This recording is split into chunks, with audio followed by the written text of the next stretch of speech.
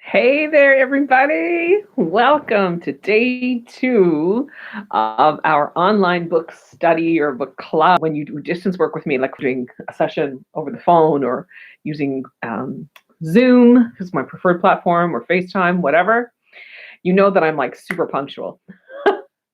And so I was sitting here watching the clock on my laptop, and it was 3:58. And I'm like, okay, make sure you've got your tea, you're all settled in, you've got what you need. And then it went to 3:59, and I was like, well, I could start now. And then I started to giggle because I don't know if you have been tuning in when Trudeau was making announcements in the last couple of days, but the media here. So for those of you who are not Canadians, Trudeau is our prime minister in Canada, uh, Justin Trudeau, and so he keeps going on air to try and calm the country down during this pandemic. And anyway, so I don't know if it was yesterday or the day before, but he was really late, like 45 minutes late to his press conference. And I was giggling to myself, thinking, you don't want to be a Trudeau. You want to make sure that you're on time. You don't want to leave the people waiting. And here you are. And here I am. Thanks for being here. If you are new to live streaming with YouTube and live streaming with me in particular, I want to invite you to turn off or switch from your mobile view so that you can chat with me. I have this little chat box here on the side of my screen where I can see your comments. And it would be really helpful to me if you were able to comment so that I can actually engage with you and have a discussion with you about the lesson that we're going to look at. Yesterday, we looked at the first lesson, which was the love that never ends, I think is what it was called. The love that will not die. That's what it was called. And it was a really interesting discussion. I got some really positive feedback. Thank you for those of you who wrote to me, who texted me, who commented saying how much you enjoyed it. It meant a lot to me to know that I was having some impact. I think that's mostly what all of us want in this time, at any point in our life, is to know that people appreciate what we're doing and that we're doing things that have meaning, right? And so when I had to close down my face-to-face client practice, I thought, okay, Michelle, this is your challenge. It was wonderful to hear from everybody how appreciated it was. And I'm glad because I have like 107 more lessons to share with you. Now, I don't know. I'm certainly hopeful that this pandemic will be over long before 108, because in total 108 days have passed. But who knows? Just because the pandemic is over doesn't mean we're going to be finished our study, right? If we enjoy this, we might keep going. That's what I'm saying. So if you are watching, and I can see that there are some people watching, and I see somebody's giving me a thumb up, which is wonderful. If you could leave a comment just so that I know that you are able to chat, because it's going to be a little bit challenging for me to discuss if I don't have a chat. I might just have to make it a dissertation. And those of you who know me, it's not very difficult for me to find things to talk about and fill space with, is it? No, not at all. Okay, so today, again, we are back in this book, Pema Chödrön's Comfortable with Uncertainty, and we are going to take on lesson 2. Lesson 2 is called The Healing Power of Bodhichitta.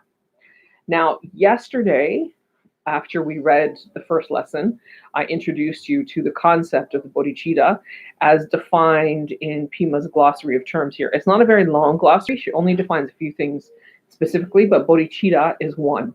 And so what she says about bodhicitta is this. The awakened heart of loving kindness and compassion. Absolute bodhicitta is our natural state, experienced as the basic goodness that links us to every other living being. It has been defined as openness, ultimate truth, our true nature, soft spot, tender heart, or simply what is. It combines the qualities of compassion, unconditional openness, and keen intelligence. It is free from concepts, opinions, and dualistic notions of self and other. Relative bodhicitta is the courage to realize this tender, open-hearted quality by tapping into our capacity to love and care for others. Okay? That's how she defines bodhicitta. And this lesson is called the Healing Power of Bodhichitta.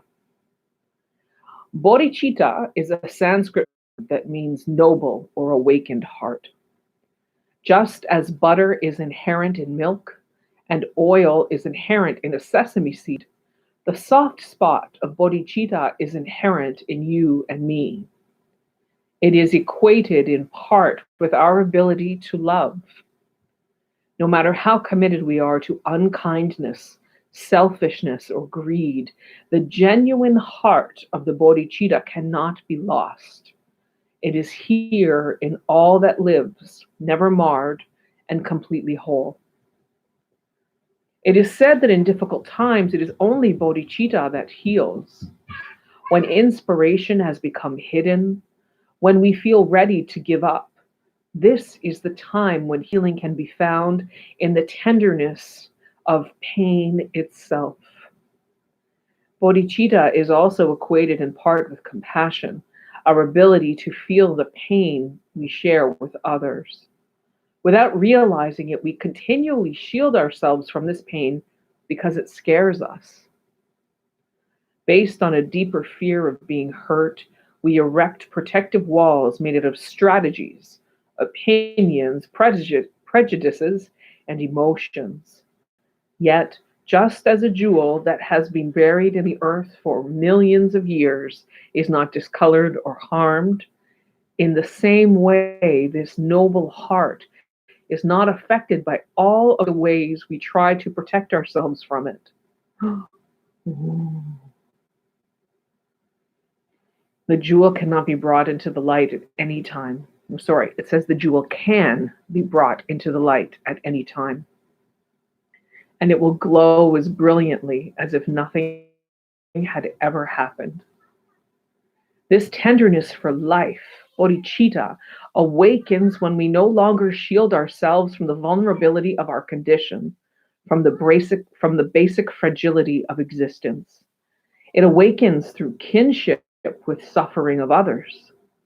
We train in the bodhicitta practices in order to become so open that we can take the pain of the world in, let it touch our hearts, and turn it into compassion. Wow. So that is lesson 2. And there's a lot in there. And I feel like I could easily retread a lot of what we talked about yesterday when it's interesting that Spirit kept calling me to do this book study with you on this book in particular, because it's really relevant to where we're at and what we're experiencing globally. And all of these people who are taking care of themselves, possibly to the detriment of their neighbors, right? Like, for example, with all the toilet paper hoarding. We went out to the grocery store. Well, I did not. So Mitchell went out to the grocery store yesterday with my sister, and she told me when she came back that there was a man standing in front of the empty milk fridge, just looking so desolate, so sad. Like, that's the kind of thing I'm talking about when I say that we are serving our own needs to the detriment of the people around us. I can see there are a few more people watching. Welcome. It's great to have you here. If you turn off your mobile view, and I'm not really sure how to do that, but if you turn off your mobile view, you will be able to chat with me here. You'll be able to make comments, and then we can actually have a discussion about this. That would be awesome if you were able to do that. So I want to go back to the beginning here. Bodhicitta is a Sanskrit word that means noble or awakened heart. Just as butter is inherent in milk and oil is inherent in a sesame seed, the soft spot of bodhicitta is inherent in you and me. It is equated in part with our ability to love. No matter how committed we are to unkindness, selfishness, or greed, the genuine heart of bodhicitta cannot be lost. It is here in all that lives, never marred, and completely whole. What do you think about that? That part in particular that says it cannot be lost, no matter how committed we are to unkindness. I'm sure a lot of us can think of times in our life where we were sure that people around us were had lost their ability to love. I'm sure that there are times in all of our lives when we're thinking that person is just ignorant, that person is just so whatever. And often we believe this to be true of politicians, right? Hmm. I mean, I have talked about Trump in that way before, but the bodhicitta can never be other than present with us. And I was going to say that it's our ability to connect with that part of our heart that is potentially missing. I'm not sure that that's exactly correct, though. I don't know if any of you have any thoughts. It's tricky when nobody's chatting. No matter how committed we are to unkindness, selfishness, or greed, the genuine heart of bodhicitta cannot be lost. It is here in all that lives, never marred, and completely whole. It's said that in difficult times, it is only the bodhicitta that heals. When inspiration has become hidden, when we feel ready to give up, this is the time when healing can be found in the tenderness of pain itself. So let's spend a moment there. We touched on this yesterday towards the end of the discussion. This, this, the seemingly two camps of people who are isolating to protect the greater good, and the people who are not isolating because they are trying to protect the greater good by not giving in to fear. So protecting the greater good by staying home, protecting the greater good by not giving in to fear. And I said yesterday that choosing to not self-isolate, whether or not you have symptoms, in my opinion, is a fear-based choice. And I stand by that. I still feel that way today. Because if we look at why are we choosing not to cancel our event, why are we choosing to not stop shopping, why are we choosing to continue to just go on as if nothing is happening, we miss the point that something significant is happening. And here in this moment, we are being invited to connect with the pain that is happening in the world. Somebody on the call yesterday was talking about how they don't want to feel alone. They're okay to be alone for a couple of hours, but not for a long period of time. And that the idea of being self-isolated terrifies them for that reason. And I think many people can relate to that. I mean, we're certainly not alone in my house. There are 8 people who live here, but we're getting a little bit sick of each other. And we have been isolated for less than a week. Tomorrow will be the 7th official day. I was going somewhere with that. But here in this moment of pain, we get to dive into what is going on.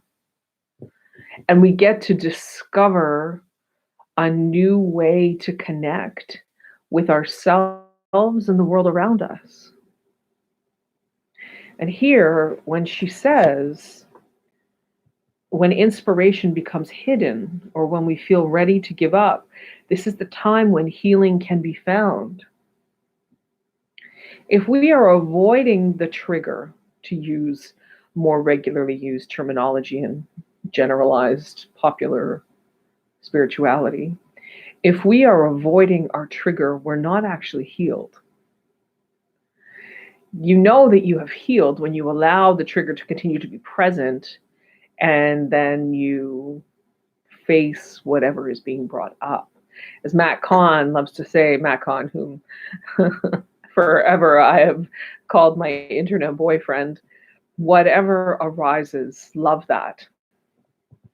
And that's what bodhicitta is asking us to do, to be present in this pain itself.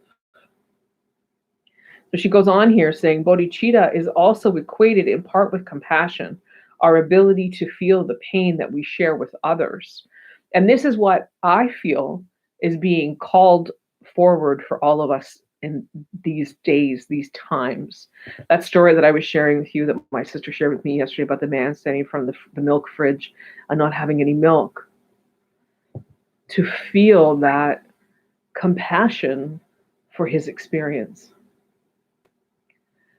to look outside of ourselves and to just be present, not necessarily taking action. And that, I think, is a key that we need to really allow ourselves to explore, because here in North America, we have this tendency to want to get in there and fix things. And we often say that to be true of men, but I would argue it's equally true of women. Women are just trying to solve it in a different way. What do you think about that? I think that's very true. We have to just be present with it. Presence doesn't ask for your opinion. It doesn't ask for your validation or verification. It doesn't ask for acknowledgement really of any kind. What it asks for is awareness. I am aware that there is somebody standing in front of a milk fridge wondering, what do they do now? I am aware that there are people who genuinely need toilet paper and can't get it now. I am aware.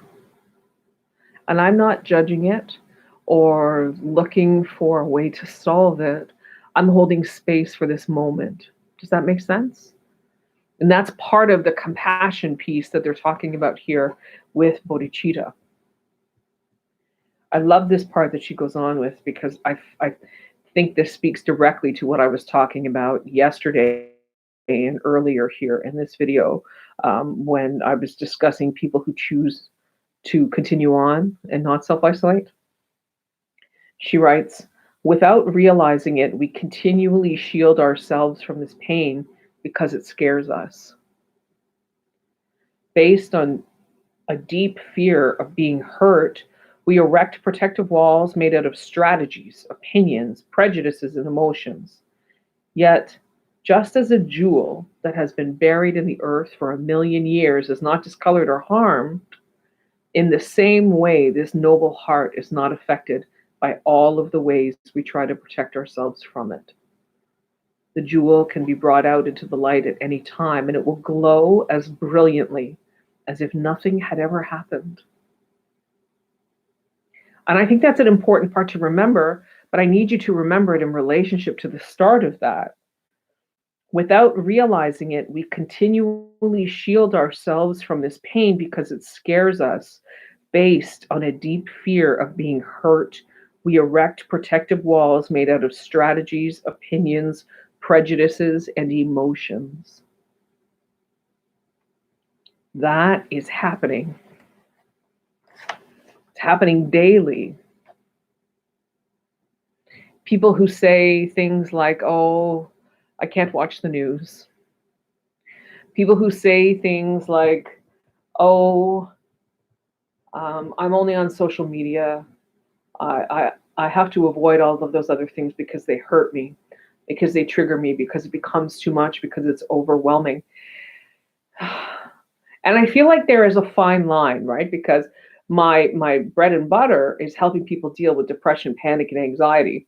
And so when you are in acute states of any of those diagnoses, you need to be very protective of your energy and shielding yourself about who you are around, so that you do not find yourself triggered into more and more states of overwhelm. Like, you only have to be overwhelmed once, right? We only have to have that experience once. The point here that I feel like I wanted to connect with is that a lot of us don't even allow ourselves to have that experience of being overwhelmed.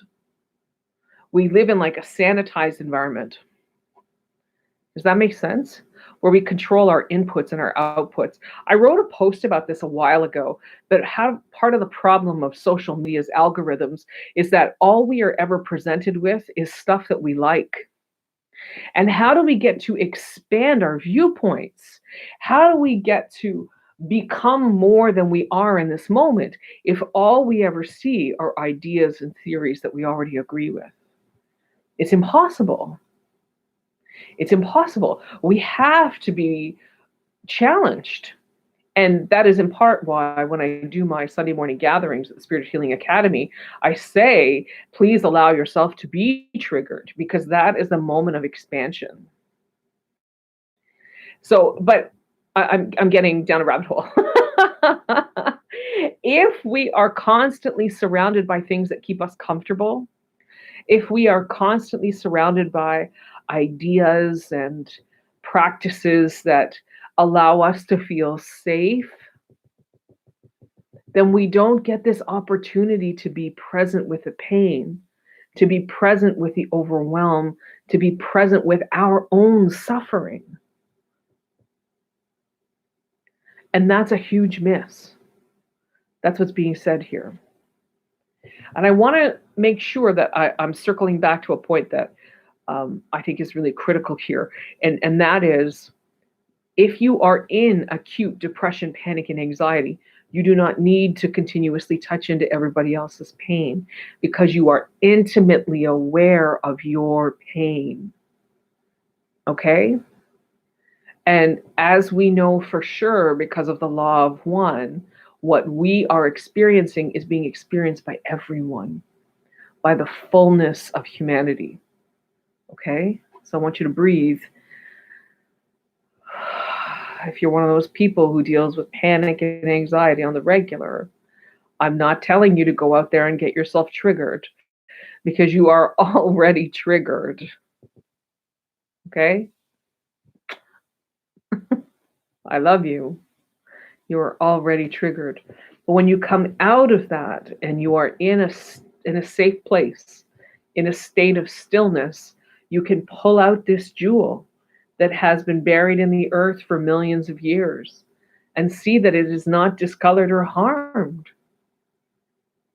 And as you look at that jewel, you know too that your heart, the Bodhichitta warrior heart, is stronger. It's not affected by the ways we try to protect ourselves from it. The jewel can be brought out into the light at any time, and it will glow as brilliantly as if nothing had ever happened. This tenderness for life, bodhicitta, awakens when we no longer shield ourselves from the vulnerability of our condition, from the basic fragility of existence. Boom. I have 3 kids. There are 5 kids who live here, though, and we have dinner together every night.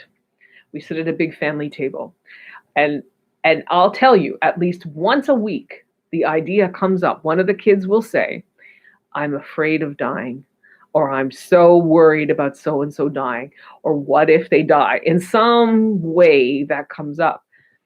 And I laugh when they say it. And I say, honey, I need you to get used to the idea that the whole point of being born into this life is to get to the end point, which is death. That's the point. That is the basic fragility of existence. The vulnerability of our condition is the truth is that any moment this could end. This is why mindfulness practices are so important.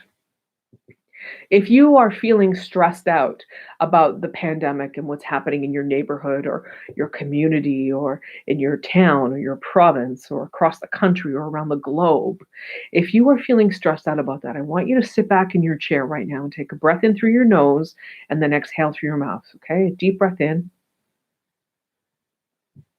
and fully exhale through your mouth. And I want you to, with soft eyes, observe your surroundings. So here I am sitting in my favorite chair in my second favorite room in the house, my office. I observe the lovely shade of blue paint. I can see my art all around. I'm surrounded by my books I have hair clips for when this hair gets to be too much. I have tissue for when moments arise and I need it. I have water, I have tea. I'm warm. There are blankets if that changes. Observe your surroundings. Because right now, in the space that you are in, everything is fine. Yes, say it. Everything is fine. Oh, this is why mindfulness works. Because we can be alert to this moment in time is just a moment, and we know it's going to pass, but it's also the only moment we have. I hope that was helpful. This tenderness for life, bodhicitta, awakens when we no longer shield ourselves from the vulnerability of our condition, from the basic fragility of existence. It awakens through kinship with suffering of others. We train in the bodhicitta practices in order to become so open that we can take the pain of the world in, let it touch our hearts, and turn it into compassion. That's where we are, friends. That's where we are. Remember, whatever emotion you are experiencing, whether it's peace, whether it's fear, whether it's joy, whether it's anxiety, whether it's boredom, whether it's hope, whatever you're feeling, allow it to happen exactly as it is, without thinking about it, without making sure to write it down, without having to discuss it with the committee in your head.